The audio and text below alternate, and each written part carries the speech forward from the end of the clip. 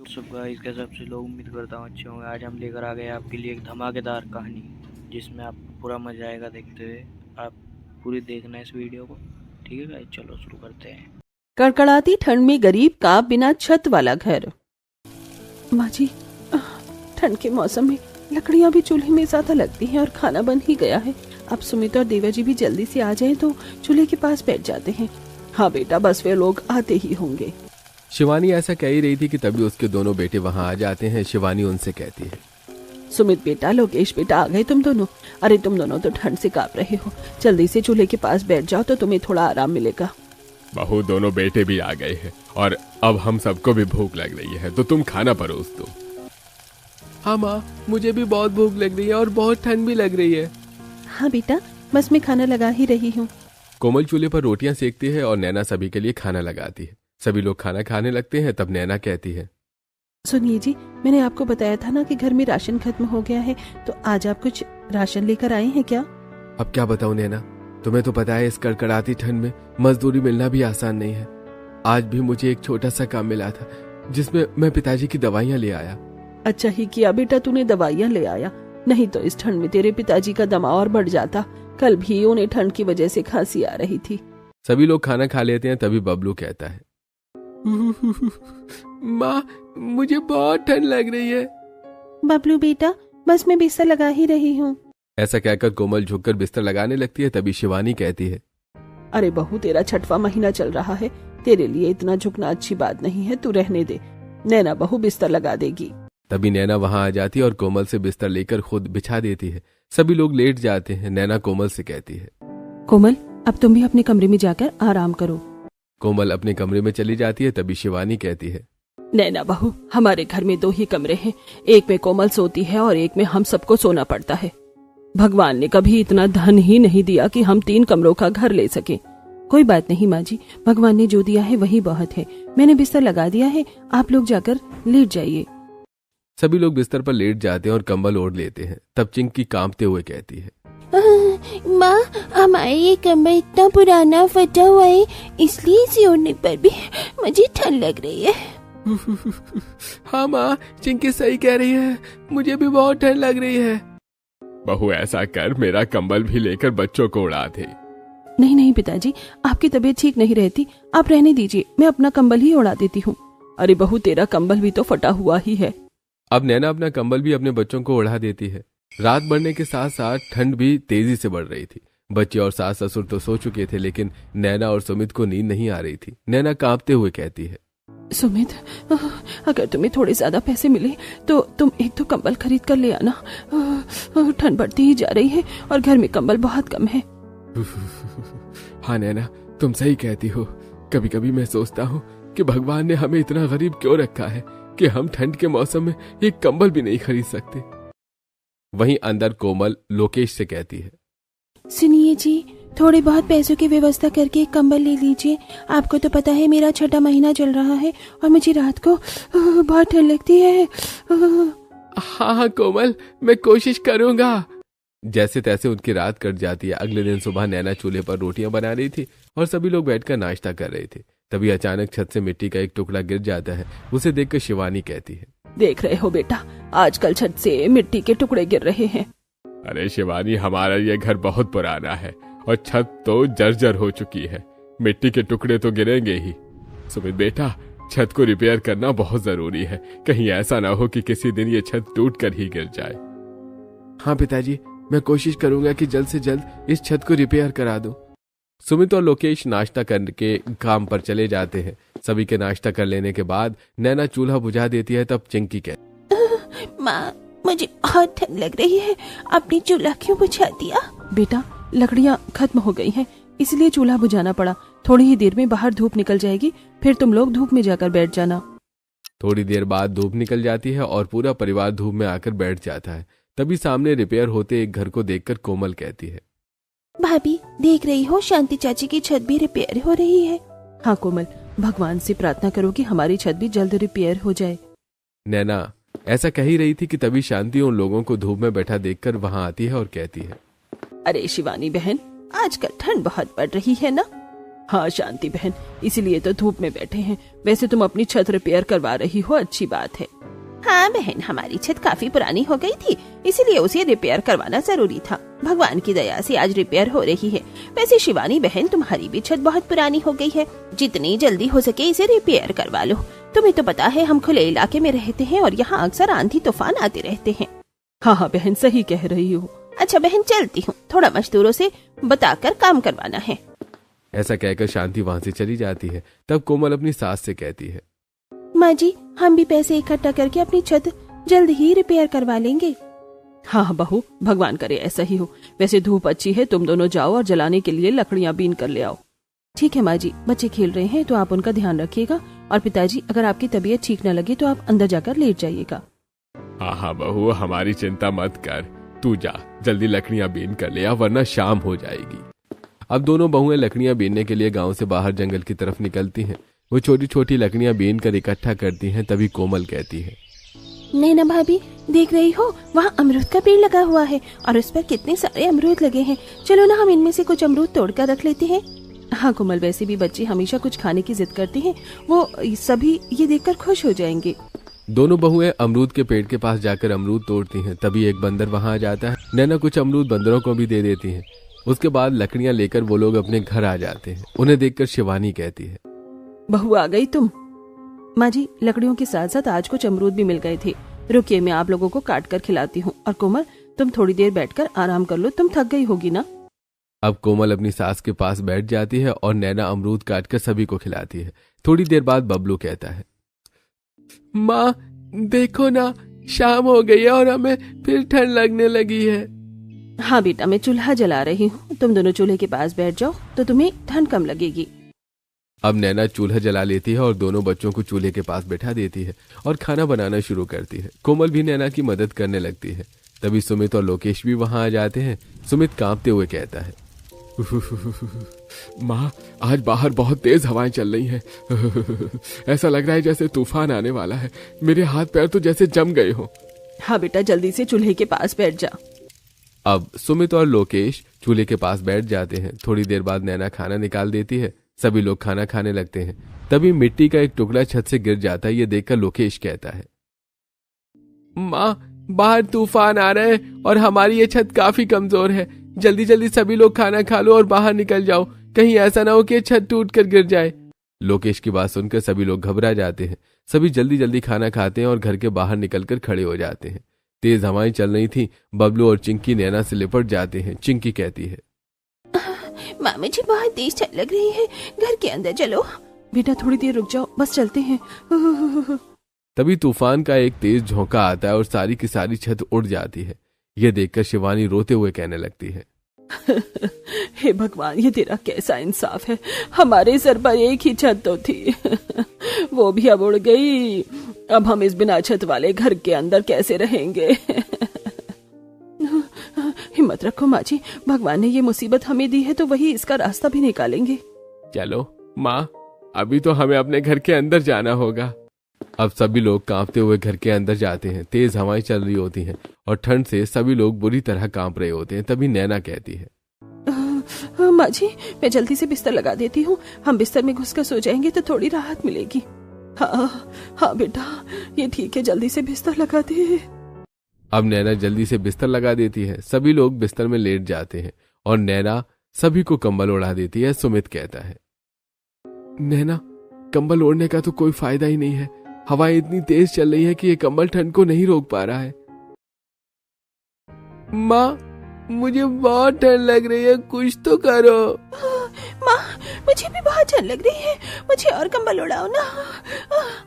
नैना बच्चों को अपना कंबल ओढ़ा देती है, लेकिन ठंड फिर भी कम नहीं होती। बच्चे ठंड से रोने लगते हैं। तभी कमलेश को जोर जोर से खांसी आने लगती है। तब नैना शिवानी से कहती है, माँ जी, बच्ची ठंड की वजह से रोने लगे हैं। मैं ऐसा करती हूँ, पड़ोसियों से कुछ कंबल और रजाइयाँ मांग कर ले आती हूँ। रुकिए भाभी, मैं भी आपके साथ चलती हूँ। नैना और कोमल अपनी पड़ोसन विमला के घर जाती हैं और उनका दरवाजा खटखटाती हैं। विमला बाहर आती है। तब नैना कहती है, विमला चाची, हमारे घर की छत उड़ गई है और आपको तो पता ही है आज कितनी तूफानी हवाएं चल रही हैं। अगर आपके घर में कुछ बिस्तर हो तो हमें दे दो। नैना, तुम तो जानती हो कि हम भी तुम्हारी तरह ही गरीब हैं। आजकल इतनी ठंड बढ़ रही है कि हमारे घर में जो बिस्तर हैं वो हमें ही कम पड़ते हैं, फिर हम तुम्हें कहाँ से दे दे। ठीक है विमला चाची, कोई बात नहीं, हम कहीं और से मांग लेंगे। अब नैना और कोमल कुछ और घरों में जाती हैं, लेकिन उन्हें कहीं से भी मदद नहीं मिलती। अंत में थक हार कर वो अपने घर वापस आने लगती हैं। तभी कोमल कहती है, भाभी, मैंने एक जगह बहुत सारे कपड़े इकट्ठा किए हुए देखे थे। शायद अमीर लोग अपने रिजेक्ट कपड़े वहाँ फेंकते हैं। क्यों ना हम वहाँ से वो कपड़े इकट्ठा करके ले आए और उन्हें जोड़कर अपने बच्चों को उड़ा दें। हाँ कोमल, चलो हम वहीं चलते हैं। अब नैना और कोमल पैदल चलते हुए उस जगह की तरफ जाने लगते हैं। रास्ते में दोनों ही कांप रही थी। नैना कोमल से कहती है, कोमल, बाहर बहुत ही ज्यादा ठंड लग रही है, तुम्हें मेरे साथ आना ही नहीं चाहिए था। तुम प्रेग्नेंट हो, तुम्हें खुद को ठंड से बचाना चाहिए। भाभी, घर में भी तो उतनी ही ठंड है, हमारी छत जो खुली हुई है, और फिर मैं आपको अकेले कैसे आने देती। कोई बात नहीं, मैंने सुना है भगवान गरीबों के साथ होता है। नैना और कोमल कांपते हुए उस कूड़े के ढेर पर पहुंचते हैं, जहां ढेर सारे कपड़े पड़े हुए थे। दोनों फटे पुराने और गंदे कपड़े इकट्ठा करती हैं और उन्हें वहीं पड़ी हुई बोरियों में भरती हैं। फिर वो उन्हें अपने सिर पर रखकर अपने घर की तरफ चल पड़ती हैं। जल्दी जल्दी वो अपने घर पहुंचती हैं। उन्हें देखकर चिंकी कहती है, माँ, मुझे बहुत डर लग रही है, कुछ करो ना। हाँ माँ, मुझे भी बहुत ठंड लग रही है। मुझे कुछ और कंबल उड़ा दो, वरना मेरे हाथ पैर ठंड से जम जाएंगे। हाँ बेटा, थोड़ी देर रुको, मैं अभी कुछ करती हूँ। अब नैना और कोमल उन सभी कपड़ों को एक दूसरे के साथ बांधकर एक ब्लैंकेट की तरह बना देती है और उसे सब पर डाल देती है, जिससे परिवार वालों को थोड़ी राहत मिलती है। तब चिंकी कहती है, माँ, मुझे थोड़ा ठीक लग रहा है। कोमल, तुम भी बिस्तर में घुसकर सो जाओ। अब कोमल बिस्तर में घुस जाती है और फिर नैना भी बिस्तर के अंदर आ जाती है। सभी लोग बिस्तर और हाथों से बनाए हुए कपड़ों को और कंबल को ओढ़ लेते हैं और इस तरह जैसे तैसे सो जाते हैं।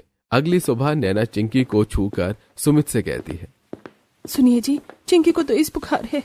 तभी कमलेश को जोर जोर से खांसी आने लगती है। ये देखकर सुमित कहता है, माँ, पिताजी को भी दवाइयों की जरूरत है और चिंकी का भी इलाज करवाना पड़ेगा। हम दोनों मजदूरी के लिए जा रहे हैं। शाम को हम पिताजी और चिंकी दोनों की दवा ले आएंगे। दोनों भाई मजदूरी पर चले जाते हैं। तब बबलू कहता है, हाँ माँ, मुझे भी बहुत ठंड लग रही है, मुझे भी चिंकी की तरह बुखार हो जाएगा। नहीं बेटा, तुम थोड़ी देर इंतजार करो, अभी थोड़ी देर में धूप निकल जाएगी, फिर हम सबको अच्छा लगने लगेगा। थोड़ी देर बाद धूप निकलती है। जैसे ही धूप सभी के शरीर पर पड़ती है तो सभी लोगों को सुकून मिल जाता है। तब शिवानी कहती है, बच्चे, धूप निकल रही है, थोड़ी देर बाद तुम लोगों को अच्छा लगेगा। माँ, खुली छत का भी एक फायदा है, धूप सीधे अंदर आती है। अभी हम लोगों को बहुत अच्छा लग रहा है, काश रात में भी धूप होती।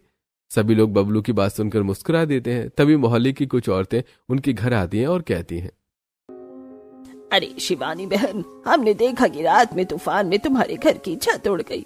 पता नहीं भगवान गरीबों की इतनी परीक्षा क्यों लेता है। बहन, इस ठंड के मौसम में खुली छत के नीचे रहना बहुत मुश्किल हो जाएगा। हाँ बहन, अब क्या कर सकते हैं, जो भाग्य में लिखा है वही सहना पड़ेगा। सही कह रही हो बहन, हम भी तुम्हारी तरह ही गरीब हैं, तुम्हारी मदद नहीं कर सकते। अब तो भगवान ही तुम्हारी मदद करेंगे। बातें करने के बाद पड़ोसी वहां से चले जाते हैं। सारा दिन सभी लोग धूप में बैठे रहते हैं। फिर शाम हो जाती है और सभी को ठंड लगने लगती है। नैना चूल्हा जला लेती है और खाना बनाने लगती है। तभी सुमित और लोकेश भी आ जाते हैं। सुमित कांपते हुए चूल्हे के पास आता है और कहता है, पिताजी और चिंकी, मैं तुम दोनों की दवाइयां ले आया हूँ। नैना पिताजी और चिंकी को दवाइयां। अब नैना दवाइयां लेकर अपने ससुर और चिंकी दोनों को खिला देती है। जैसे तैसे रात होती है और सभी लोग कंबल और फटे कपड़ों से बने कंबल ओढ़कर सो जाते हैं। ऐसे समय बीत रहा था और खुली छत के नीचे से लोग परेशानियां झेल रहे थे। एक दिन गांव के बुजुर्ग औरत मनोरमा उनके घर आई और उनका घर देखकर बोली, तकदीर ने तुम लोगों के साथ अच्छा नहीं किया। पहले मजदूरी का काम और ऊपर से छत भी उड़ गई। कोमल बिटिया, तू तो प्रेग्नेंट है, तुझे बहुत दिक्कत होती होगी। मासी, अब दिक्कत है तो झेल लेते हैं, अब तो आदत सी पड़ गई है। वैसे नहीं ना बिटिया, छत रिपेयर करवाने या नई छत बनवाने में बहुत पैसे लगते हैं, लेकिन जुगाड़ से बिना पैसों की भी छत बनाई जा सकती है। और भला वो कैसे मौसी? नैना, जंगल में बहुत सारी सूखी घास और पत्ते पड़े होते हैं। तुम जंगल से सूखी घास, पत्ते और लकड़ियां लाकर अपनी छत ढक लो। इससे इस कड़कड़ाती ठंड में थोड़ी राहत मिलेगी। बहू मनोरमा बहन सही कह रही है। अब मेरी बूढ़ी हड्डियों में इतनी जान नहीं रही, नहीं तो मैं खुद जंगल से सूखी घास और लकड़ियां लाकर छत बना देता। तुम दोनों अगर सूखी घास और लकड़ियां ले आओ तो मैं छत पर उन्हें बांध कर दूंगा। हाँ पिताजी, आप चिंता मत कीजिए, मैं जंगल से सूखी घास ले आऊंगी। भाभी, आपके साथ मैं भी चलूंगी जंगल। अरे नहीं नहीं कोमल, इस हालत में तुम मत जाओ। मैं बोझ नहीं उठाऊंगी, लेकिन लकड़ियां बीनने में मदद तो कर ही सकती हूँ ना। और इस तरह कोमल और नैना दोनों अपने साथ कुछ बोरे लेकर जंगल की तरफ निकल पड़ती हैं। जंगल पहुंचकर दोनों लड़कियां लकड़ियां बीनती हैं और साथ में हरी सूखी घास भी इकट्ठा करती हैं। फिर नैना कहती है, कोमल, लकड़ी और घास तो हमने इकट्ठा कर ली है, अब ऐसा करो कि इन सबको मेरे सर पर रखवा दो, हम इन्हें घर ले चलते हैं। कोमल ने सारे बोरे नैना के सिर पर रखवा दिए और एक बड़ा सा बोरा खुद ले लिया और वो लोग अपने घर पहुंच गए। कमलेश ये देखकर खुश होते हुए बोला, बहू चलो हम इसे छत पर लगाना शुरू करते हैं। तभी मनोरमा एक फटी हुई तिरपाल लेकर वहां आती और देते हुए कहती है, अरे कमलेश, मेरे घर ये फटी हुई तिरपाल रखी थी, सोचा तेरे काम आ जाएगी। तब कमलेश उस तिरपाल को छत के ऊपर लगा देता है और उसके बाद नैना और कमलेश मिलकर छत पर लकड़ियों के घास बिछाने लगते हैं और कोमल भी उनकी मदद करती है। थोड़ी देर बाद नैना कोमल से कहती है, कोमल, तुम बहुत थक गई होगी, तुम रहने दो, आराम कर लो, मैं और पिताजी कर लेंगे। कोमल अंदर चली जाती है। थोड़ी देर बाद कमलेश और नैना छत बांध कर तैयार कर देते हैं। तब तक घर के बाकी सारे लोग भी वहां आ चुके थे। सचमुच पिताजी, अब हमारा घर बिना छत वाला नहीं रहा। चलिए भैया, बाहर तो इतनी ठंड है, हम लोग अंदर चलकर बैठते हैं। सभी लोग अंदर आते हैं और चटाई पर बैठ जाते हैं। तब नैना कहती है, चलो, ठंड से तो कुछ राहत मिली, अब मैं जल्दी से चूल्हा जलाकर खाना बना लेती हूँ, मुझे पता है सबको भूख लगी होगी। अब नैना चूल्हा जलाती है और खाना बनाना शुरू कर देती है। खाना खाने के बाद सभी लोग खाकर सो जाते हैं। अगली सुबह नैना कहती है, माँ जी, छत बनने से हमें थोड़ी तो राहत मिली, वरना इस ठंड ने तो हमारे जीवन में आतंक मचा रखा था। हाँ बेटा, तू सही कह रही है। उसके बाद नैना नाश्ता बनाती है और नाश्ता करके दोनों भाई काम पर निकल जाते हैं। तभी उनकी पड़ोसन अनीता उनके घर आती है और कहती है, अरे शिवानी बहन, कैसे हो तुम? अनीता बहन, मैं तो अच्छी हूँ, और बताओ, तुम बहुत दिनों बाद ही आना हुआ तुम्हारा। शिवानी बहन, तुम्हें तो पता है कि मेरा एक ही पोता है, आज उसका बर्थडे है, तो हम उसका जन्मदिन धूमधाम से मना रहे हैं, इसलिए तुम सबको निमंत्रण देने आई हूँ। तुम सभी लोग मेरे पोते के जन्मदिन में जरूर आना, और हाँ, खाना वही खाना। हाँ हाँ बहन, हम जरूर आएंगे तुम्हारे पोते को आशीर्वाद देने। बातें करने के बाद अनीता चली जाती है। तब नैना कहती है, माँ जी, हमारे पास तो इतने पैसे नहीं है कि हम उनके पोते के लिए कोई तोहफा खरीद सके, फिर हम वहाँ क्या लेकर जाएंगे? भाभी, आपको याद है ना, जब हम जंगल गए थे तो हमें वहाँ अमरूद का पेड़ दिखाई दिया था, क्यों ना हम उस अमरूद के पेड़ से कुछ अमरूद तोड़ कर ले जाए और वही तोहफे में दे दे। हाँ नैना बेटा, कोमल बिल्कुल सही कह रही है। ऐसा करो कि तुम दोनों अभी ही जंगल चले जाओ और अमरूद तोड़ कर ले आओ, क्योंकि हमें शाम को अनीता बहन के यहाँ जन्मदिन में जाना तो पड़ेगा ही। अब दोनों बहुएं जंगल की तरफ निकलती हैं और जंगल पहुंचकर कुछ अमरूद तोड़कर अपने साथ ले आती हैं। नैना कुछ अमरूद काटकर अपने बच्चों और अपने सास ससुर को खिला देती है। तब तक सुमित और लोकेश भी आ जाते हैं। शिवानी कहती है, लो भाई, ये दोनों भी आ गए, चलो अब जल्दी जल्दी तैयार हो जाओ, ठंड है और हमें जन्मदिन में जाकर जल्दी वापस भी तो आना है। लेकिन दादी, हमारे पास तो पहनने के लिए नए कपड़े ही नहीं है, हम क्या पहन कर जाएंगे? अरे बेटा, भगवान ने हमें जो दिया है हमें उसी में खुश रहना चाहिए। हमारे पास जो कपड़े हैं हम वही पहन कर जाएंगे। अब सभी लोग अनीता के यहाँ जन्मदिन में जाने के लिए निकलते हैं और रास्ते में उन सबको ठंड लग रही थी। चिंकी कहती है, माँ, रास्ते में तो बहुत देर लग रही है, मेरे तो हाथ भी जम रहे हैं। अरे चिंकी, ठंड लग रही है तो थोड़ी देर ठंड बर्दाश्त करना। ठंड तो हमें घर में भी लगती है, लेकिन जन्मदिन में जाएंगे तो अच्छा अच्छा खाने को मिलेगा। थोड़ी देर बाद सब लोग अनीता के यहाँ पहुंच जाते हैं। अनीता उन लोगों से मिलती है और कहती है, शिवानी बहन, बस अब केक कटने वाला है, उसके बाद आप सब खाना खाने के लिए बैठ जाना। हाँ अनीता बहन, ठीक है, हम कुछ अमरूद लाए थे तुम्हारे पोते के लिए, इसे हमारी तरफ से तोहफा समझकर रख लो। अनीता खुशी खुशी वो अमरूद ले लेती है। थोड़ी देर बाद केक कट होता है। सभी लोग खाना खाते हैं। खाना खाने के बाद नैना कहती है, माँ जी, ठंड बढ़ रही है, चलिए हम जल्दी से घर वापस चलते हैं। हाँ हाँ बेटा, चलो चलते हैं। तभी नैना की एक पुरानी सहेली कंचन नैना को देखकर उसके पास आती है और कहती है, अरे नैना, बहुत दिनों बाद मिली हो, कैसी हो? अरे कंचन, मैं तो अच्छी हूँ, तू बता तू कैसी है? और हाँ, तू पढ़ाई कर रही थी ना, पढ़ाई पूरी हो गई तेरी? शादी वादी कब कर रही है? अरे अरे, इतने सारे सवालों के जवाब एक साथ कैसे दूं? हाँ नैना, मैंने अपनी पढ़ाई पूरी कर ली है और अगले महीने मेरी शादी भी है। यार मुझे तुमसे एक बात पूछनी थी। हाँ हाँ कंचन, बता क्या बात है। नैना, मेरे पास बहुत सारे कंबल हैं, मेरी शादी होने वाली है तो मैं सोच रही थी कि उन सभी कंबलों को किसी गरीब को दे दूं। कंचन, अगर तू बुरा न माने तो वो सारे कंबल मुझे दे दे। हमारे घर में कंबल नहीं है और हम सबको उनकी बहुत जरूरत है। ठीक है नैना, तुम यहीं रुको, मैं कंबल लेकर आती हूँ। अब वो लोग वहीं रुककर इंतजार करते हैं। तब कंचन जाती है और थोड़ी देर बाद अपने घर से सारे कंबल लेकर आती है और नैना को दे देती है। कंबल लेकर नैना कहती है, तेरा बहुत बहुत धन्यवाद, सचमुच ये कंबल हमारे बहुत काम आएंगे। कंबल देखकर सभी घर वाले बहुत खुश हो जाते हैं। अब सभी लोग वापस आने लगते हैं। रास्ते में सबको बहुत ठंड लग रही होती है। तभी अचानक कमलेश को जोर जोर से खांसी आने लगती है। ये देखकर सुमित कहता है, पिताजी को इतनी खांसी आ रही है, माँ उनकी दवाइयाँ है या फिर खत्म हो गई हैं? बेटा, दवाइयाँ तो 2 दिन पहले ही खत्म हो गई थी, लेकिन तुम लोगों के पास पैसे नहीं थे, इसलिए मैंने कुछ नहीं कहा।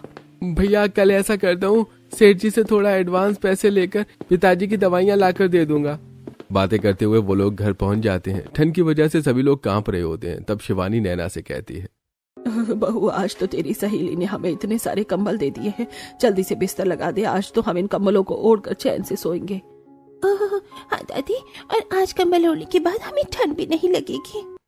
बस बेटा जल्दी से बिस्तर लगा दो, वैसे भी बहुत ठंड लग रही है। अब नैना और कोमल दोनों मिलकर बिस्तर लगा देती हैं। सभी लोग बिस्तर पर लेट जाते हैं और नैना सबको कंबल ओढ़ा देती है। फिर नैना एक कंबल कोमल को देते हुए कहती है, कोमल ये कंबल तुम अपने कमरे में ले जाओ और इसे ओढ़कर सो जाओ। हाँ भाभी ठीक है। अब कोमल वो कंबल अपने साथ कमरे में ले जाती है और उसे ओढ़कर सो जाती है।